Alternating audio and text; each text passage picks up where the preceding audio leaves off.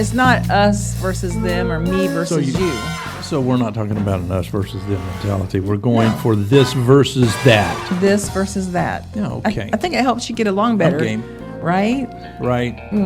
Sometimes We get along so well, and sometimes you're extreme right, I'm extreme left, I'm liberal, you're a conservative, and yet we get along so well. That's marvelous, wonderful. That's amazing. That's amazing. Okay. Amazing grace. So today, Saved a wretch. like you. So today, what we're going to do. That's good. Come on, talk to me. Get into that microphone. What we're going to do is trying to give you a little example An of example. Give me an example of this versus that thing. would he have said, didn't want come to on, know. Hillary, vote for me, baby. No. No. I wasn't don't doing know. I don't know about that.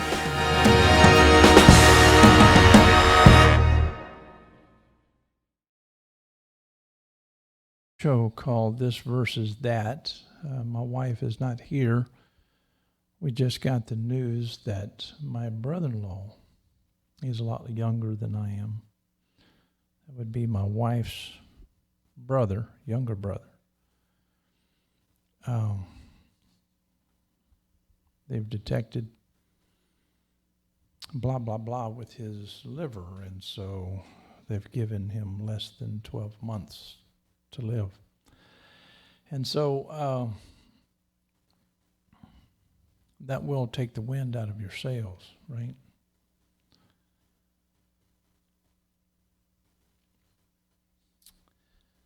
So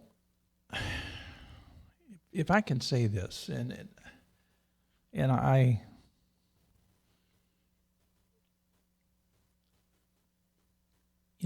think that we need to have hope.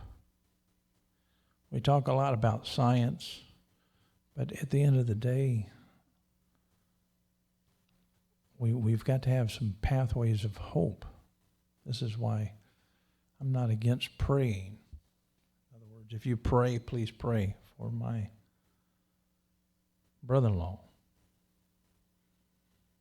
If you don't pray, please care. And so I don't want to make this show about atheism and theism.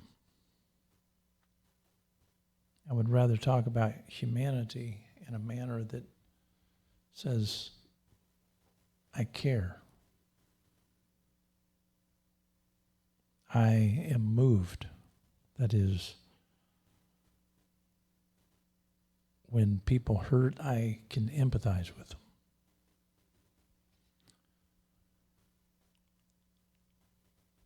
Hopefully we can go beyond just empathy and become compassionate. That means, what can I do? That means actually doing something. Daryl, welcome. Thank you. So sorry to hear the news. It just hits like a ton of bricks sometimes. I mean, out of nowhere. But our prayers and thoughts will certainly be with the family and with y'all. Absolutely. It's, I just found this out 20, 30 minutes ago. I'm into that state where, how can this be so? This doesn't make any sense. This is wrong. This can't be. And,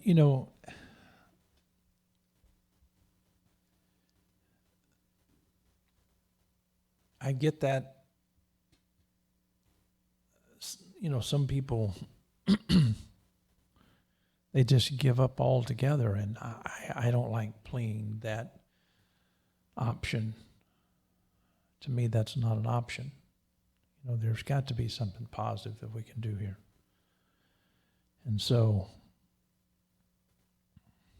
maybe it would be a good time to read this according to Burton. He said the 20th century philosopher Karl Popper argued that science actually proceeds by deduction, by making bold generalizations and then seeking to satisfy them, parentheses, or prove them wrong, parentheses.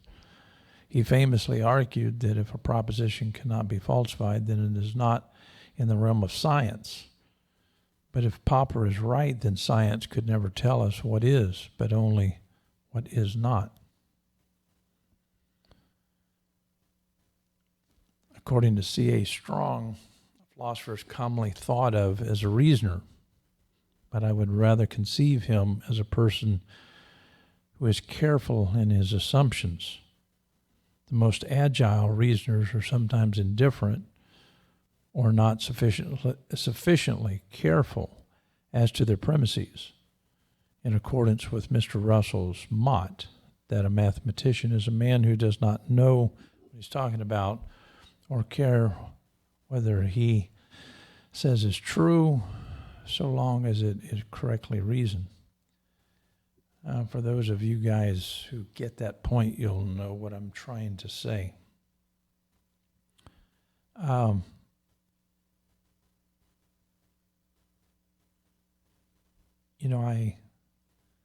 I've lived long enough to realize that life is precious,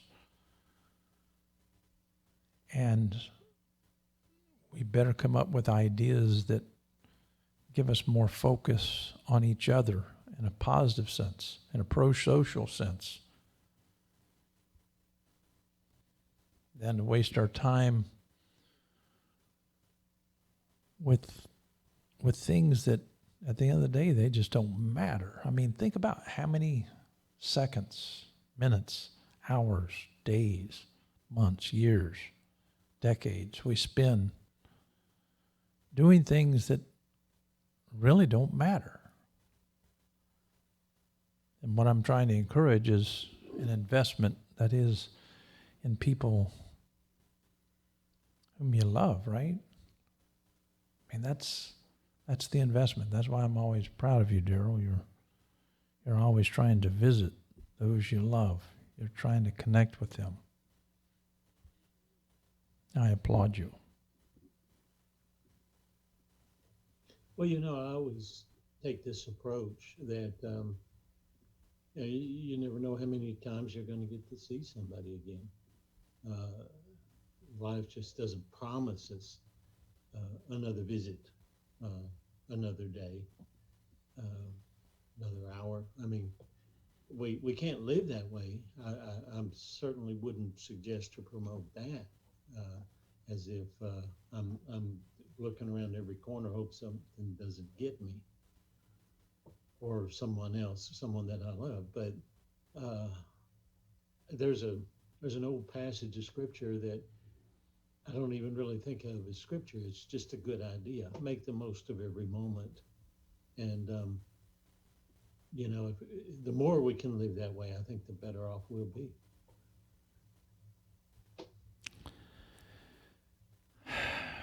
I so agree with you, not just because of what you say, but because I relate.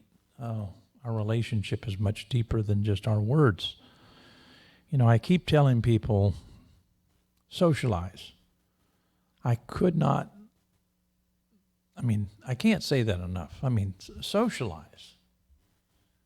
And after you socialize, keep socializing. Why? Jordan Peterson might have made a point that some of you guys can agree. He said that people organize their brains with conversations. And if they don't have anyone to tell their story to, they lose their minds. Maybe some of you guys will get the point, right? We need to socialize. We are organizing our brains.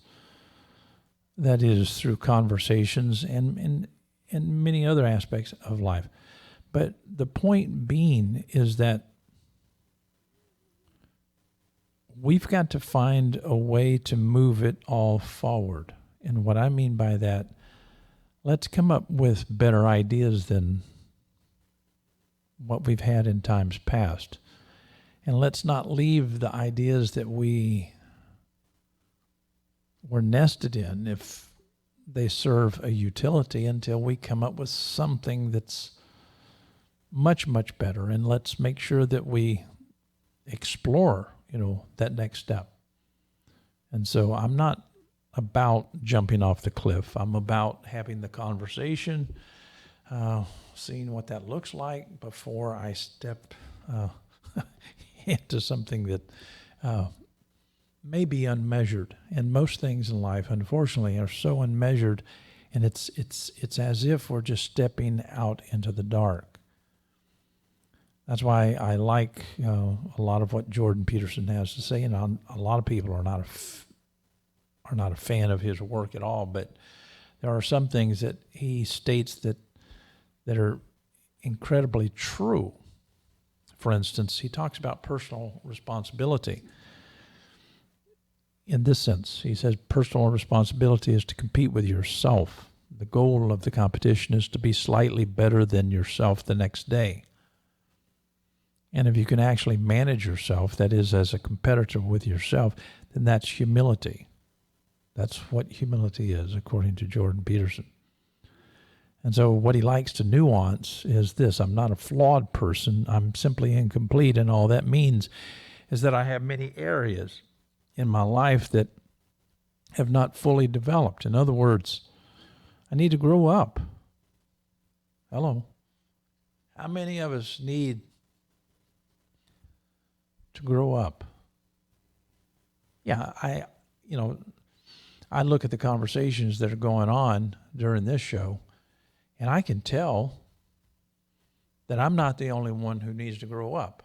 I mean, the other day, we were trying to have a meaningful conversation, and we had trolls just jump right in there. It's crazy. In one city, I think it was yesterday, I think, and I'm not confident that I know all the facts, but what was told me through the news, that is on 3 networks this morning, is that a young man walked up to a law enforcement officer's car and shot 1 or 2 officers. They rushed the officers to the hospital, and you have protesters outside shouting, "We hope they don't make it."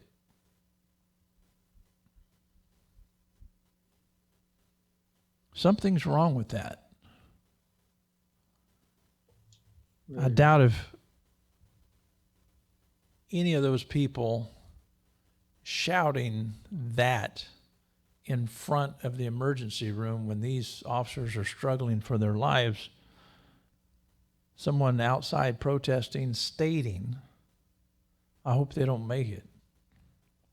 I mean, there's something about that is so wrong, and we need to have conversations and nuance what we really need to do. And I think that people have become so dysfunctional simply because they have not taken on personal responsibility, as Dr. Jordan Peterson tries to nuance. What say you, Daryl? Well, I would totally agree with you in an instance like that. If that really occurred, that's as wrong can be, in my estimation. If you really are protesting something and you want change, if your change is to bring about, if your goal is to bring about more hatred, then that's what these people, that's the only thing that they stand to accomplish, as I see it, trying to create all-out war between factions of society. And it would seem like that humankind has advanced enough to know that that never really accomplishes anything except destruction and more hatred. So I would hope that at some point someone would stand up and say, enough's enough. This has gotten too violent, too mean. We've got to shift directions here. We've got to try to shift directions here. I so agree. I mean, there needs to be a paradigm shift, and those people protesting on the streets are saying we're tired of all the hatred, and yet they hate. I wish Well, that, I'll give them this much. I think it's a mixed message. I don't doubt that there are protesters that are just protesting. They're not, sure, uh, but there's a mix. There's people out there that are inciting anarchy. They're trying to stir it up. If we can single them out, if we can separate the two and get the ones off the streets that are but if creating I, the violence. but if I can nuance something, if you're doing something that gives a platform to people who do such wrongs, why would you continue to give that platform? True. Good point. And so, this is why I think that if you're going to try to approach, let's say, problems, if there is a problem, and there is, approach it and try to correct it, but consider that is your own behavior and the platform that you might be constructing, because on that platform, if you don't watch it, people will jump on that platform with you and they will do something that's far more harmful than the very thing that you're protesting, or just as harmful as the thing that you're protesting, or just harmful, period, which is not good. And this is why I think that we need to become pro-social, and we need to construct gatherings. And I think that we can emerge into the kind of gatherings that I'm speaking of by orienting ourselves with conversations that are not nested in this monoaxial way of life. In other words, at the end of the day, we have to admit, and I thought one of the things that I saw the other day, it was one law officer was at an event, something took place, and it was horrific, and it was filmed, and he didn't know it was filmed. And I'm trying to remember exactly what it was, but I can remember the confession. The officer gave, that is, his interpretation of the event, and his associate gave her interpretation of the event, and then both of them watched, that is, the video of what took place. And the video of what took place suggested that both people, in their interpretation of the event, they were way, way, way, way off. And this is important to understand. Your interpretation of an event is something that you have faith in. This is why when people like Arn Ra try to encourage people not to have faith, it's dangerous, because there is something that is in your brain that functions as it's a cognitive operation. And we can use the word faith to throw at it, because that's basically what it is. And I don't think that we need to be afraid of the term. However, he wants to push this optivism, and now that's being reframed because too many questions have come in that is questioning the nonsense of that position. And getting back to the story, we have faith. In other words, when I sense something, my brain interprets what I sense. And when my brain interprets what I sense, I have faith in how my brain constructed that interpretation of what took place. That makes sense to you, Daryl, because you do that all the time. I do that all the time. Everyone does that all the time. And we live by faith. And as if we witnessed a particular event in time, what happens? This happened, the children who were involved, who were the victims, well, they were going to the school where we had several kids who got shot in South Florida. One of the brightest officers stated, when children try to tell their story of what took place, we understand that that's not going to be actually what took place. And so what the officer was doing was simply saying that, when you go through an event like that, some of the people, they didn't want to believe that this took place. This couldn't have happened. Your response to it is, no, this is simply a dream. You want to push it to the side. And so all kinds of people are saying this and that and this and that. And so the officers, what they have to do is they have to tease out what's actually there as opposed to what's happening with story. And so trying to tease out what's factually true as opposed to, what these stories are telling us are quite different. And so going back to these two officers that I was speaking of, when they witnessed this one event, when they saw the video, they, both said, yeah, my testimony doesn't comport to that which we're looking at on television. And I think that we need to become that honest. That's how our brains work. Our brains are efficiency organs, not accuracy organs. We don't look at the details. We don't remember the details.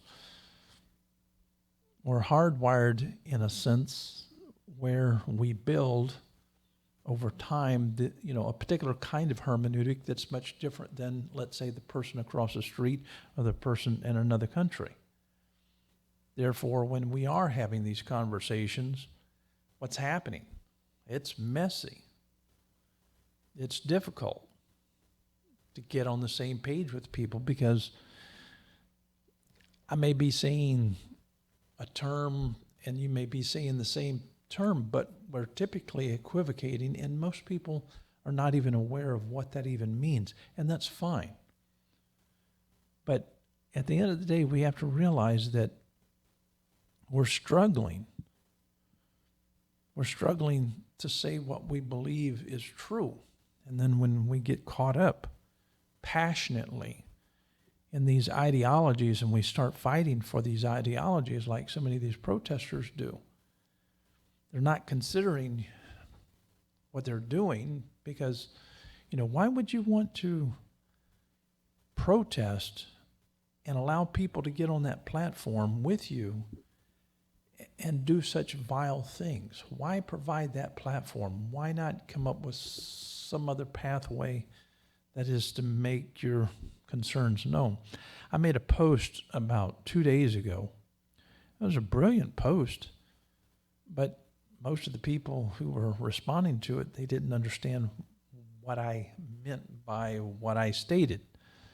And I told my wife, maybe I didn't state it clear enough, or maybe people are not there yet, or whatever. For whatever reason, I'm just going to delete my post because I'm not interested in just people speaking just out of school about something that needs to be carefully examined.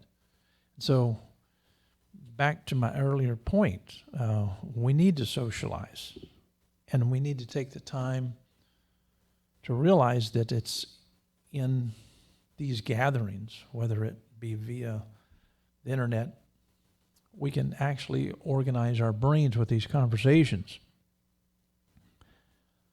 And so hopefully that helps. Am I making any sense this morning? I'm still thinking about my brother-in-law, and it really pains me because when I think about how wonderful he is, how young he is, how full of life he is, how funny, and you don't have to say anything. You can just sit there and listen to him. And he goes A to Z. You want to talk about football? He can talk about football. He almost became a professional pitcher, by the way. He's that gifted. But he enjoys life, and then all of a sudden, bam, out of the blue, liver issue. So, am I just rambling, Daryl, or what? Well, I think you're making some valid points, and I don't know if you actually addressed something that created a thought in my mind as you were talking. You know, something that is not noted enough these days or admitted, even though I think it's always a truth. Um, that and especially in the on the political horizon, I mean, that's kind of setting the tone for everything these days, it seems like. But when someone takes a position and uh, later finds out that it's not the best or it's not even the right position, the thing that I hear, it seems like I hear the least of these days is an admission that I didn't come up with this to start with, number one. In other words, if I go ahead and change my position because I realize I was wrong, then I want to act like I came up with this on my own, that I didn't hear it from somewhere else and it changed my mind.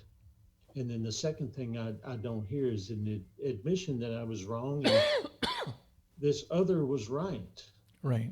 and give them the credit for being right and uh, helping bring about my mind change. It just seems to me like if we heard a little bit more of that, that you would see a little bit more of the coming together of people and saying, well, you know, we do agree after all.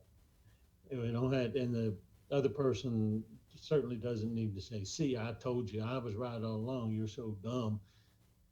You know, we don't need that kind of response. But to me, that's what a conversation that should be the goal of our conversation, unless we're just shooting the breeze, which is okay too, you know. But I mean, if we're going to sit down and seriously consider issues that make a difference, uh, then there ought to be a willingness on both parties to say, you know what, you're right. I was wrong about this. And the other to say, well, you know, I understand. I can understand your position, but I'm glad that I've been able to help you possibly, you know. It's so rare that you hear anything like that, but how far would that go? Right. Let me see if I can answer a question that came up. This was a point made by Gob Barrett. By faith, Arn Ra means believing without evidence or in the face of evidence to the contrary. When Arn Ra was sitting in this studio, we had many conversations. And I said, faith is a term. And we'd throw that term at many things, many ideas. Yeah. For instance, faith is, you can look at what's called the purely affective model of faith. We can talk about the special knowledge model of faith, which is typically a religious practice. We can talk about the belief model, namely of faith. We can talk about the trust model of faith. We can talk about the doxastic venture model of faith. We can talk about the sub and the non-doxastic venture models of faith and the hope model of faith, and so on and so on. And when I put these basic ones that philosophers have been talking about for a long, long time, I'm simply asking the question, you're saying that in every one of these categories, you don't have faith? He said, no, I don't have any faith at all.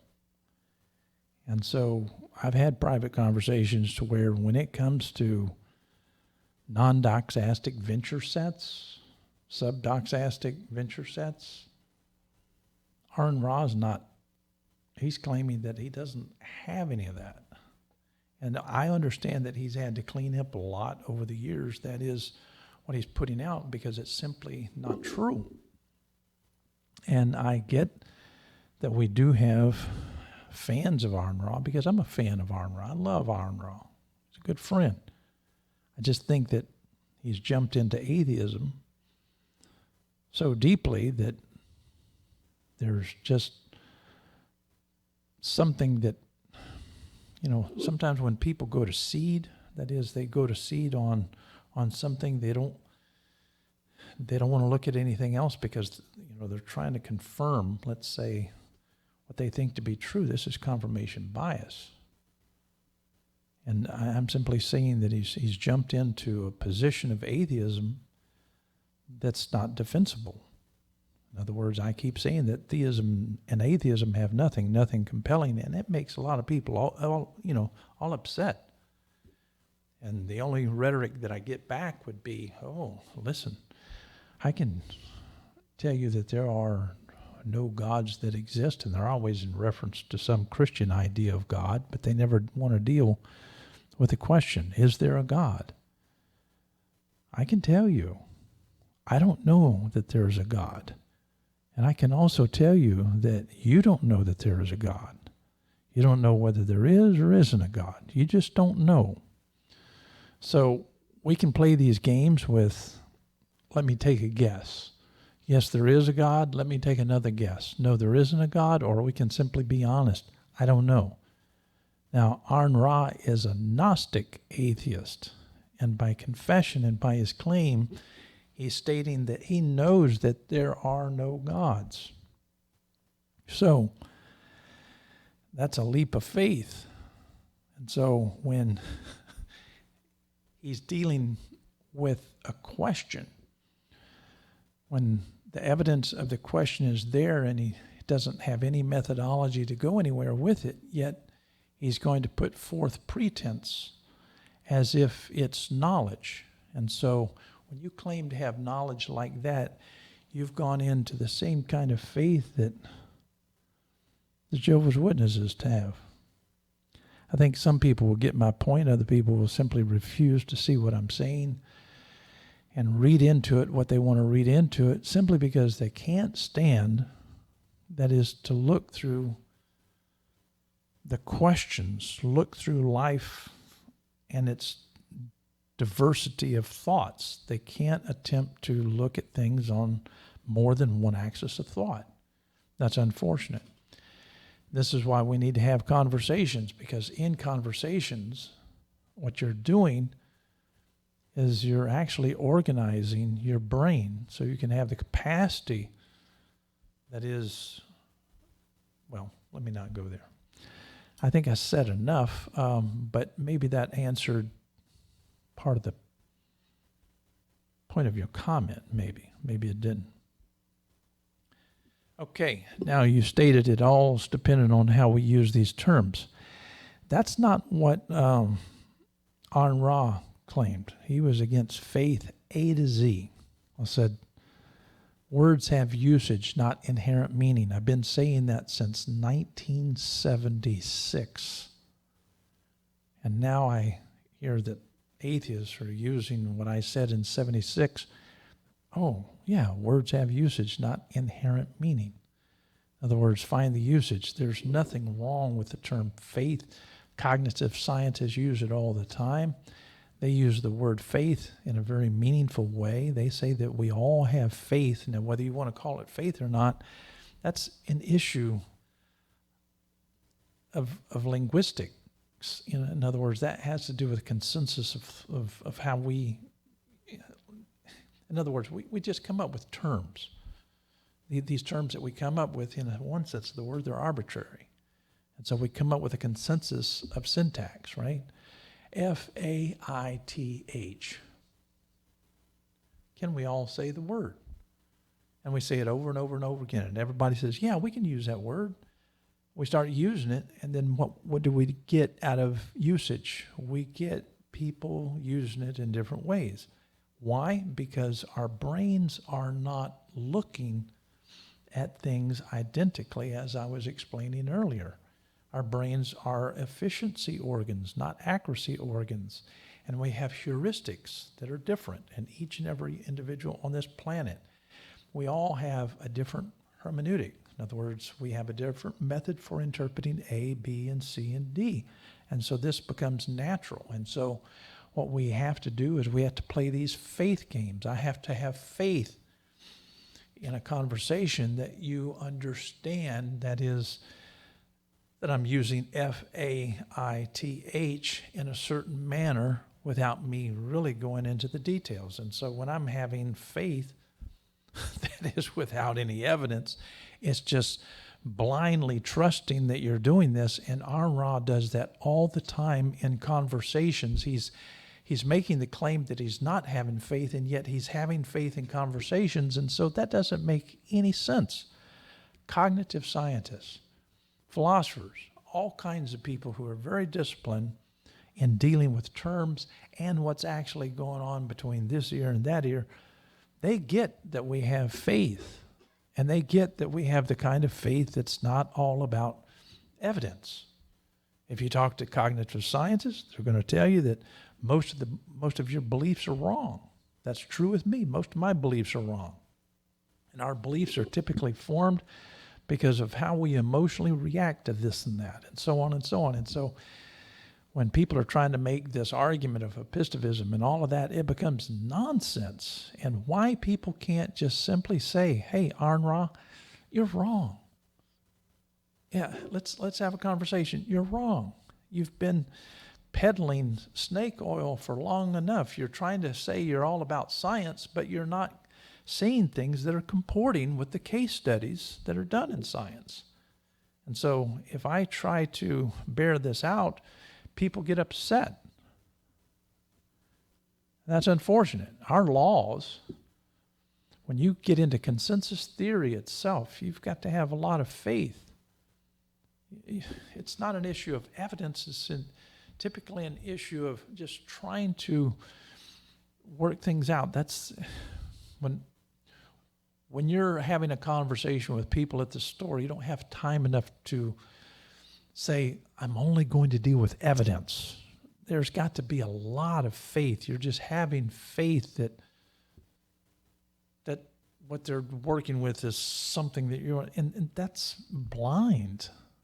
And so I really get turned off when someone wants to articulate that they're all about science and the methodologies in science, and then they want to make the claim that they're an atheist and they got there rationally. And on top of that, they claim to be a Gnostic atheist. Gnostic atheism is not a conclusion that you can draw based upon the science that we currently possess.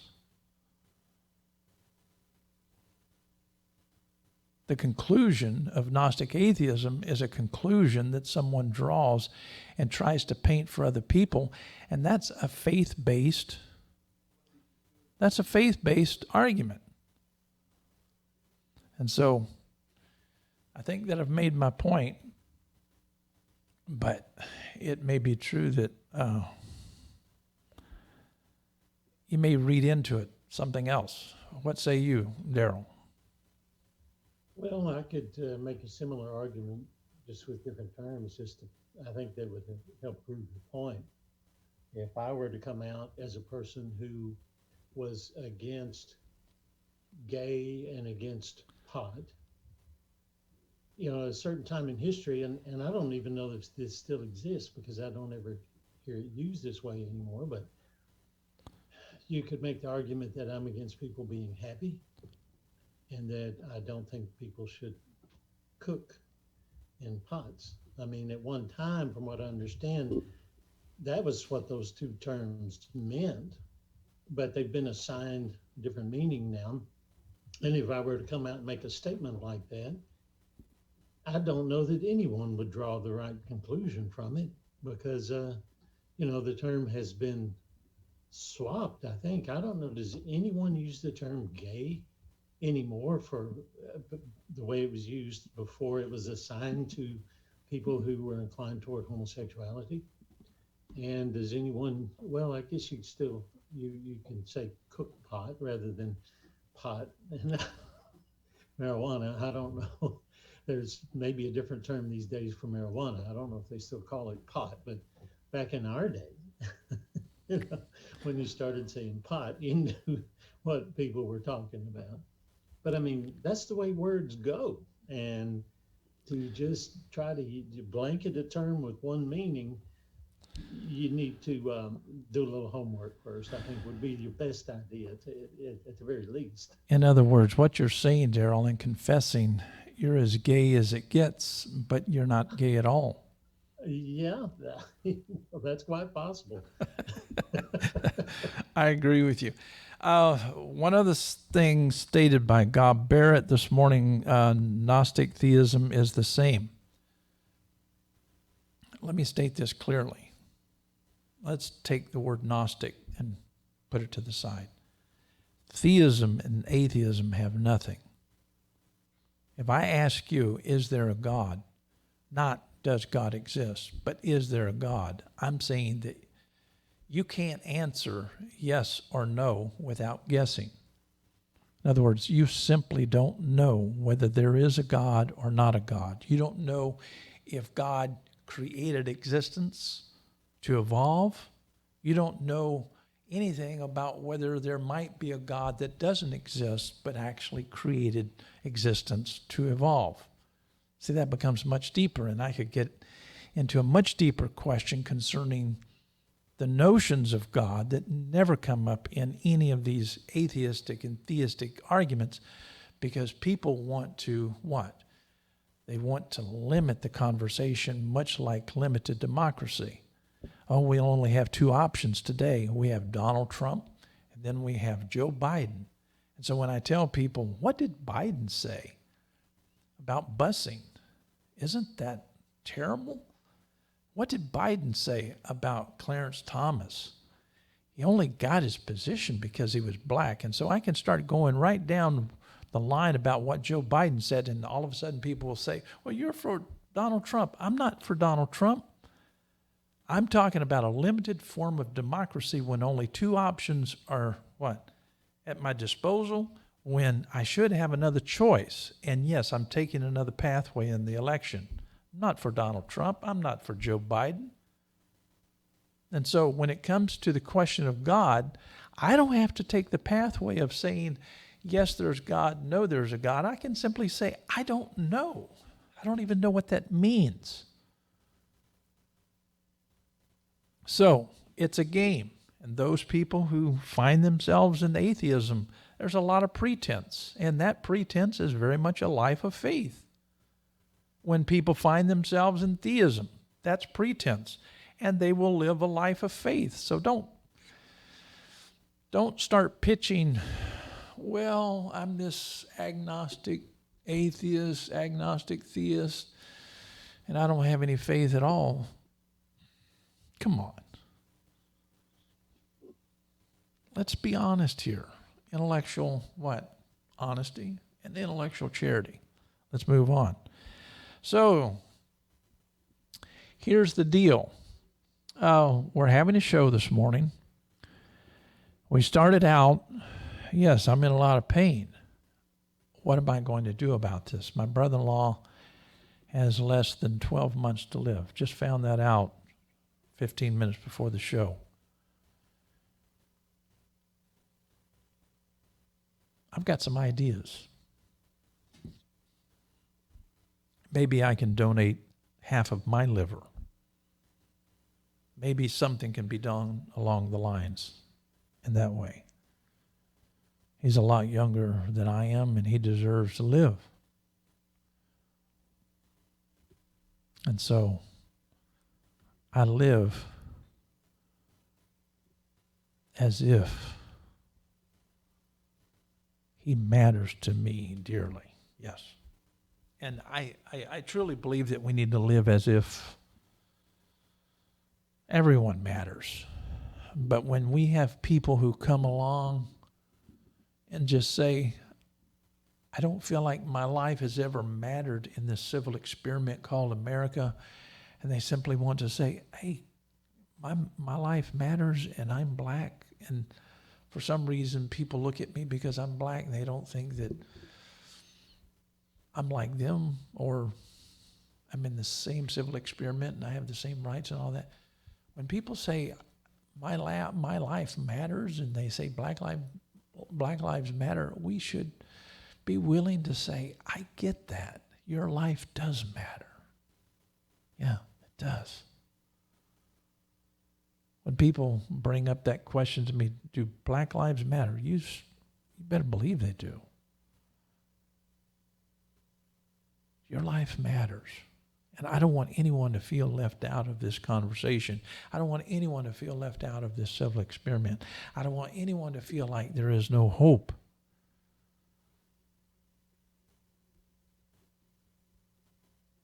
And yes, before I enter my sunset, it may be true that I may use faith as a utility that's in denial of the evidence. That is so that I can actually go into my sunset of life without as much pain. See, in a non-doxastic world, or that is, in a non-doxastic faith venture set, I should say, many people use that as a utility. Even though the evidence would be put on the table, you say,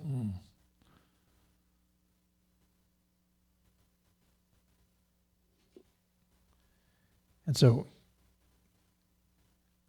I'm not going to put down someone for praying. I'm not going to put someone down simply because they live by faith. Some people who live by faith have been able to face the greatest challenges ever simply because they live by faith. I can't take that away from them. And why would an atheist who is trying to say, I'm all about science, why wouldn't they read after all of these people who are doing all these case studies and look at the methodologies that are being used and what's being stated about faith and comport to what's actually happening there, to realize that atheism isn't the answer. Theism isn't the answer. Hello. I like what Bob Graves just said. I live by faith. Sometimes I wish I didn't have to, but I have no choice in the matter. Hello. Preach it, Bob. I like that. I live by faith. Sometimes I wish I didn't have to, but I have no choice in the matter. That's exactly right. So for those of you who claim you can live all of your life and you don't have to have faith that goes against the evidence and blah, blah, blah, let me tell you something. When you're sitting there and you have a doctor that looks you directly in the eyes and they say, hey, you've got 2 or 3 days or whatever, make your argument. And I'm saying, let's not be so mean-spirited and unforgiving and so irrational to think that we've arrived in some scientific sense to where we can lean on evidence alone and life will be fine. That's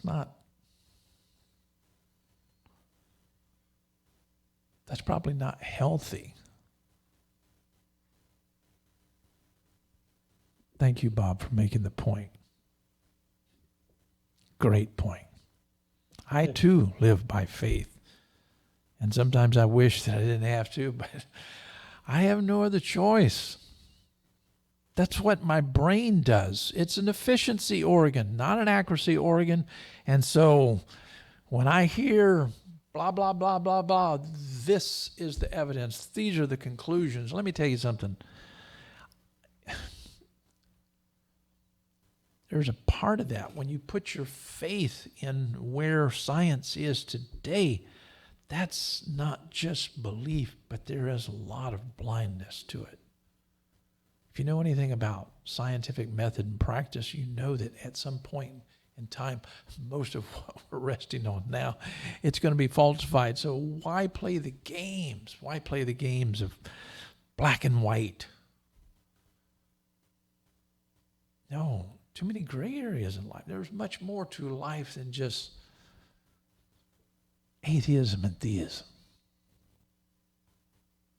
Sometimes I wish we could just grow up and put atheism and theism in a box and put it on the shelf until we can address the question. Why spend our lives playing theists or playing the game of atheism? I mean, come on. That's like playing a game of againstness.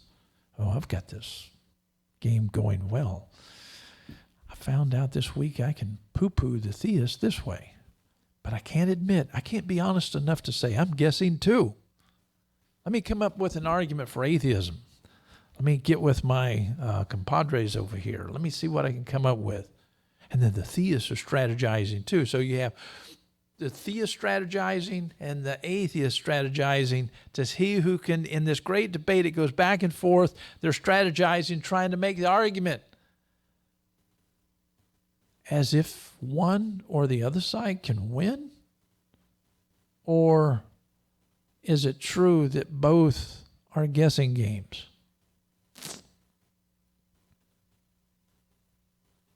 And they haven't learned how to respect one another and realize how immature that is the argument is. We don't have anything. We have nothing compelling. Either way, nothing. I don't know, you don't know. To answer the question, is there a God? I would have to guess. You would have to guess. We don't have anything. And so the great debate is what? Just turn on YouTube and watch the atheists screaming and yelling and putting forth arrogance toward theists. And then look at the theists holding up signs and shouting and ranting and raving. They're picking sides and they're positioning against each other. See, that's not what I'm for. I'm not for radicalization. And see, these isms, atheism and theism, they have become very much part of the radicalization of humanity. People just wanting to fuss over what? What do they have?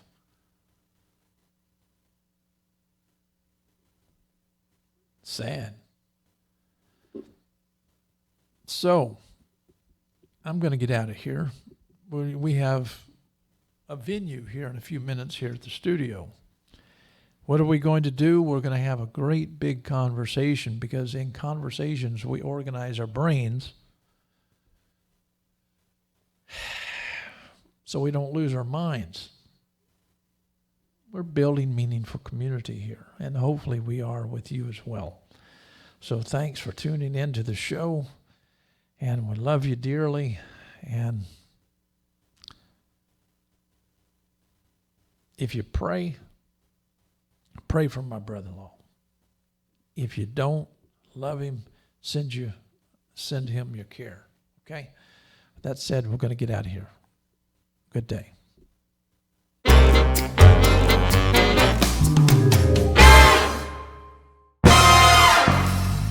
It's not us versus them or me versus you.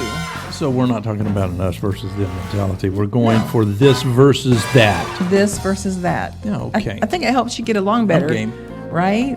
Right. Sometimes we get along so well, and sometimes you're extreme right, I'm extreme left, I'm liberal, you're a conservative, and yet we get along so well. That's marvelous, wonderful. That's amazing. That's amazing. Okay. Amazing grace. So today, saved a wretch. Like you. So today, what we're going to do. That's good. Come on, talk to me. Get into that microphone. What we're going to do is trying to give you a little example of. Give me an example of this versus that thing. Would he have said, come on, Hillary, vote for me, baby? No. I don't know. I don't know about that.